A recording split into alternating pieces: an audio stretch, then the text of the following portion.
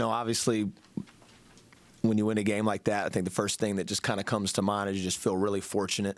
A lot of things kind of had to go right in that last 4-minute stretch. The thing that was the most encouraging to me was when they made the 3 threes in a row. Our collective, energy and spirit in our huddle. When I was talking to the team, they still had a look like they had a belief that we could still win the game, not necessarily knowing how we were going to win it, but just a belief that we could still win it. And when you've been in a couple of the situations that we've been in before where we've had, led games for 30, 33 minutes, and then, there's a stretch where you kind of let that go and let go of the rope. And, that can obviously kind of creep back in, and you can here we go again. But I thought our guys did a great job of fighting against that, and was able to get stops, in that last 4 minutes. Once they took the lead, I think it was maybe they only scored a basket or maybe didn't score a basket in the last couple minutes until Jizzle hit the 3 to cut it to 2. But, a lot of big plays from a lot of people when you get in those situations. And, again, just, proud of the guys. It wasn't always good basketball, but I thought our competitive spirit was there. Thought we tried really hard. We didn't always execute at the level that you need to, but found a way to win. And we've been in a couple situations where we couldn't find ways to win.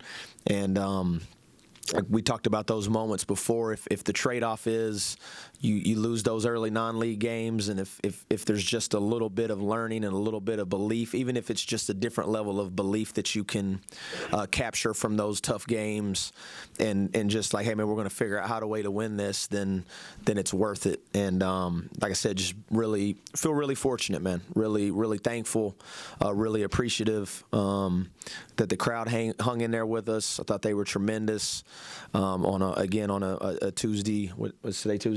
Tuesday night. And no, it's hard to get here for a lot of people, but they definitely willed us over the edge on that one. And yeah, so go ahead. Questions? Russ, the last 2 shots Honor Trey hit weren't exactly high percentage looks. Just how do they get those to fall down? Yeah, they both put in incredible amounts of work. And again, their character, their belief. Again, I was a half a second from probably calling what would have maybe been the worst timeout of my career, because Trey was kind of pinned in over there. But it was just awesome for him, man. Again, he's put in so much work. He cares so deeply about his teammates, about this university, about this state. And it was cool to see that level. Again, I think that's your character, your work ethic. You get favor from that, and we definitely needed it. And again, it's what Honor does, And again, he shot the ball really well today, to the point where when he does miss one, even if it's a really difficult shot, you're kind of disappointed. He's just supposed to make every single one he shoots. But we needed every play and every basket at that moment. What stops you from calling that timeout? Man, I don't know. It's a great question, honestly. I would have been kicking myself had he shot an air ball, honestly. I would have been that was probably not smart, but I don't know. I mean, really not. I mean, it probably wasn't smart, if we're being honest, but that's why players have a tendency of making coaches look smarter than they actually are, And so but I trust those guys, and I really thought he was going to still be able to get by him a little bit, and that's why I didn't, because he kind of, it was 3-2, and I thought he could still, because I think it was Day, I think. Was it Day? And so I thought, maybe he'd body bump him, maybe he'd get a foul, but then Trey picked it up and flicked it in.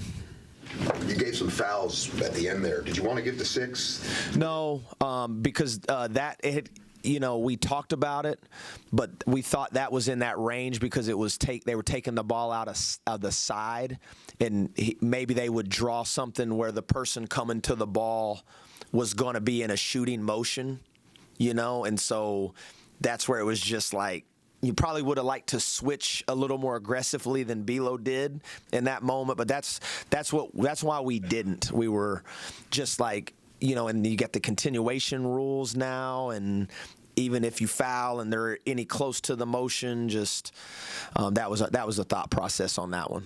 You talked about this game and how tough and how big this win was, but how big is it knowing your next 2 games are against top 25 opponents? Yeah, I mean, I think in this league you better take care of home. You better take care of home, whether it's it's the Big 12, so every game is going to be challenging in its own way, and I really honestly haven't even thought too much about other than knowing, but haven't really spent any time thinking about that one. It was really important because it was the next game on your schedule. Coach speak, I know here, Coach speak 1-on-1. Here we go, but it is true, like the next game on your schedule is the most important game always, and they're like little mini Super Bowls in their own right. And how big was it to have Brennan back, especially on the rebounding side of things? Yeah, I think just his energy and his length and his physicality. He didn't play great, and I think he'd be the first to tell you. You could tell he was just a little out of rhythm to be expected, but just his presence, and again, he's another person that you can like facilitate through a little bit, and you're comfortable with the ball being in his hands, and probably would have had a highlight dunk if Harlan wouldn't have fouled him. On the putback. But it's nice to have him out there, man. Coach, you had a 13-point lead early in the first half. So what adjustments did Cincinnati make, and then how did you guys respond to it? What was the message to get to respond to that? Yeah, I think some of it was we turned the ball over during that stretch. And even when it wasn't necessarily like a live ball turnover, we were shooting a high percentage, and we shot a high percentage for the first half, but it was also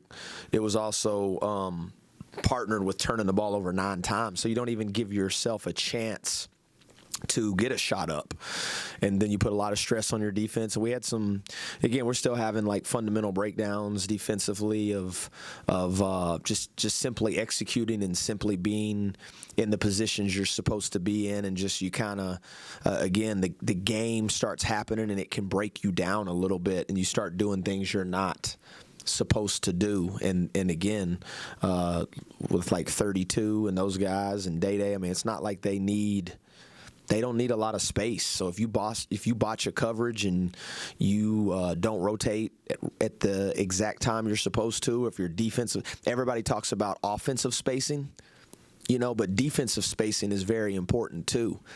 And you go back and watch like a couple of those threes that we gave up, we would have 2 guys that were standing right next to each other that literally maybe could have wore the same uniform. That's how close they were. And so just like those little like awarenesses and understanding and the reps. And that's what it was. I mean, and kind of like the Iowa State game we talked about, I thought the game kind of flipped again. We had a free throw situation. They miss it. We don't block out. They grab it. They miss a 3. We go stick our head into the rim. We don't grab that. They kick it out. They make a 3. And now you're like, sometimes that's all a team needs to see is one go in, and now you're in a dogfight. Coach, Miller and Sheen didn't seem like they had a couple possessions where they might have had a factor, but for the most part they were a non-factor. What did you guys do on the inside to kind of keep them? Well, we doubled the post, and again that's where I thought we didn't execute well enough with our double. And that was kind of the trade-off we wanted to make, like keep our guys out of foul trouble, keep the ball out of the paint, and we just didn't execute the spacing and the rotations at times. And so we were able to negate them. What you'd like to be able to do is do both. Right. And good defenses do both.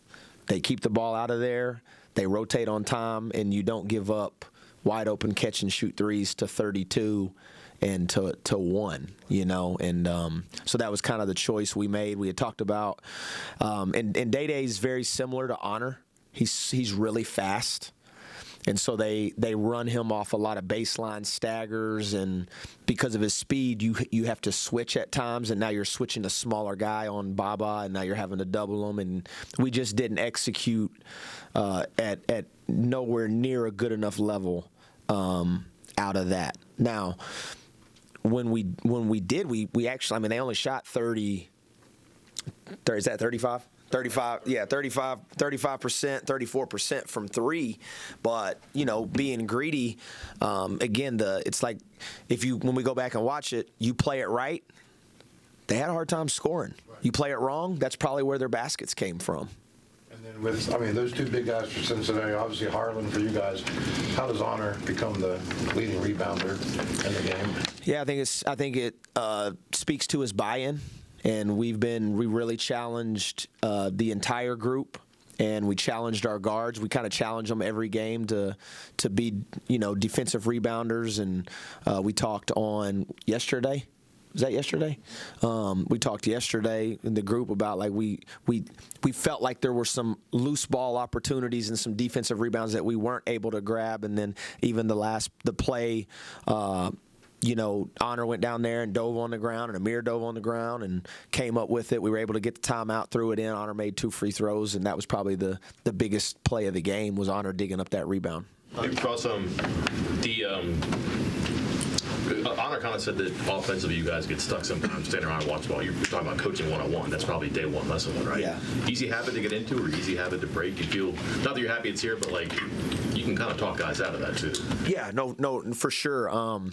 In particular, when you have a dynamic guard in like Honor, and when he's kind of on a roll like that, I do think at times you just naturally are like, here you go. And again, this league in Cincinnati is a really good defensive team, as was Iowa State.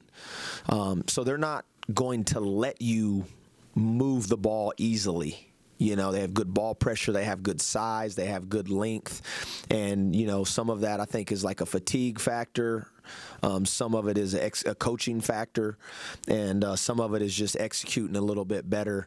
And there's times you look out there, you get the ball, about as close to the basket as you can get it, and it's you can't do much better than that, Coach, in regards to that stretch in the second half when you're not scoring for a little under 6 minutes, when you go back on film, are you going to be watching more of what you guys did defensively, or will it be just a shot selection, how you guys kind of executed on offense? Combination of both. Again, I know you guys can hear me, like Coach Eustace, who I, worked for. He was at Iowa State, won the Big 12 twice. I worked for him for 4 years at Colorado State and 1 year at Southern Miss. He always said coaching is repeating itself. In a lot of ways it is. And I've said this, especially basketball, your offense and defense is going to be directly tied to each other. So if you're not getting stops, you're taking the ball out of the net, you're playing against an elite half-court defense, which Cincinnati is an elite half-court defense. They're a top 10 defense in the country. So it's not going to be easy to score. And then you're not scoring, and they're playing in transition because your defense isn't set. What we were able to do the last 4 minutes, I thought we were able to flip it a little bit. We were finally able to get some stops. That puts Chance in the open floor. That gets Honor in busted floor situations. And now you're scoring, and now you're able to set your defense. So I think it's a combination of both.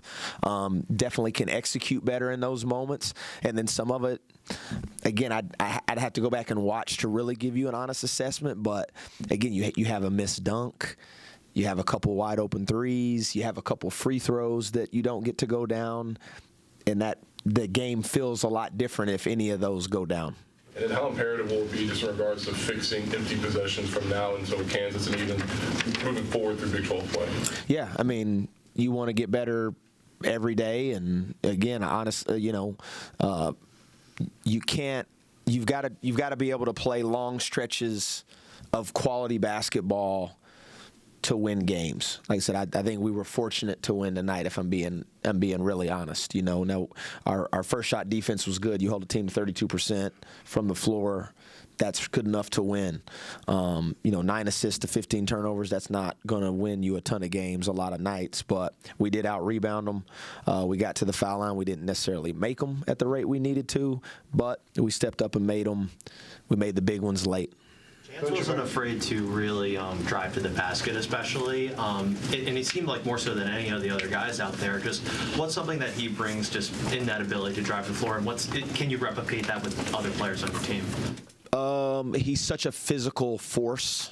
In particular, in the open floor, he gobbles up those long rebounds, and he's such a quick second jumper, and he makes those long layups with his left hand. And I think Amir has the ability to drive the basketball. His is a little more stop and start and change directions. I do think a fully engaged Belo is someone that can rip drive and put rim pressure on the ball.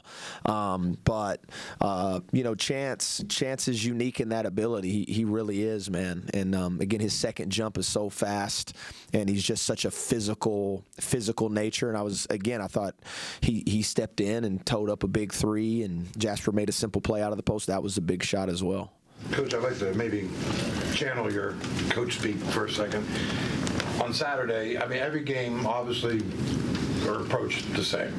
I totally get that. But when the other team is a storied, historical program, the other coach is a Hall of Famer, does that change the equation in the slightest? With all due respect to Coach Self, who probably is, on the Mount Rushmore of college basketball coaching and that program, no. Obviously you know who you're playing, but it's not. I don't want this to come off like disrespectful in any stretch of the manner, because I'm telling you right now, he probably is one of the best college basketball coaches to ever coach. But we talked about it before. I'm a junior college coach, and I'm 24 years old. And y'all don't know their names, right.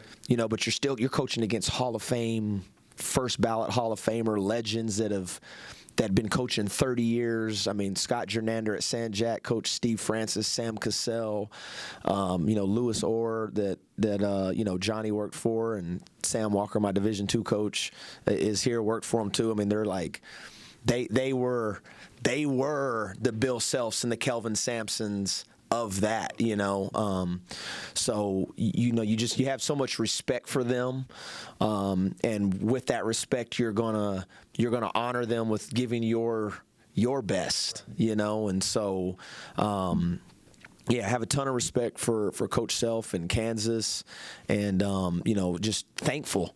Honestly, if you want to talk about the emotion would be man, thankful to be in this league, be a part of it's the third. This is the third best basketball league on the planet. It's the NBA, right. It's the Euro League, and it's the Big 12. Honestly, and with that comes really good coaches and really good players, and so more than anything, there's just an appreciation and a thankfulness. And that's kind of, but it doesn't. Once the ball gets tipped, it really is your team is trying to out execute his team, and you don't spend a lot of time thinking about any of that other than man, how can I help our guys execute better in these stretches and play better defense. That's where your mind is. Anything else? Thank you, Coach. Appreciate y'all. Thanks, Coach. Be safe.